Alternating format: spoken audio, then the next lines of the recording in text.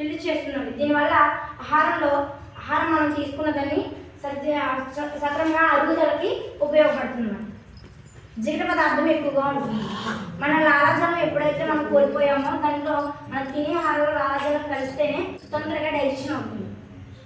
అది అవట్లేదండి, ఎందుకంటే ఎక్కువగా డ్రింక్లు వాడుతున్నాం కదా. డ్రింక్స్ తీసుకుంటే ఎలా ఉంటుందండి, కొద్దిసేపు నోట్లో పెట్టుకుని చూడండి డ్రింక్, ఇక్కడ అంతా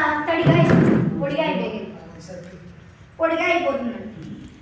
అలా తీసుకోవడం వల్ల మనకి మోకాళ్ళ నొప్పులని ఇలాంటిది అరుగుదల లేకపోవడం, వామిటింగ్స్ అవ్వడం, గ్యాస్ పట్టేయడం, ఎక్కువగా గ్యాస్ ప్రాబ్లమ్స్ అనేవి వస్తున్నాయి. సరే ఓకేనా మేడం, అర్థమవుతుందని నేను చెప్పేది కోరుకుంటున్నాం. ఇందులో ఇలా ఇది 2 క్యాప్సూల్స్, ఇది కూడా అంతే సేమ్, ఇది కూడా 2 క్యాప్సూల్స్ తీసుకోవడం వల్ల మన డైజెషన్ ప్రాబ్లం అయితే ఉంటుంది. పెద్ద బ్రెయిన్ని బాగా క్లీన్ చేస్తుందండి.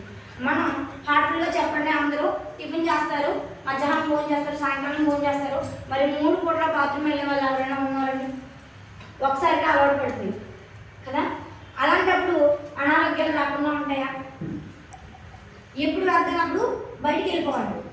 ఆ ప్రాసెస్ జరగకే ఇన్ని అనారోగ్యాలకు మనం గురవుతుంది. దానికి ఇంకో కారణం ఏంటంటే వాటర్ ఎక్కువగా తీసుకోకపోవాలి. వాటర్ ఎక్కువగా తీసుకుంటే పైన లోపల ఉన్న ఆర్గన్స్ అన్ని క్లీన్ అవుతాయండి.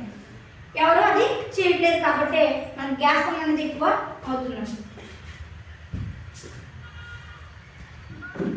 ఓకేనండి, ఫస్ట్ ఇలా మనకి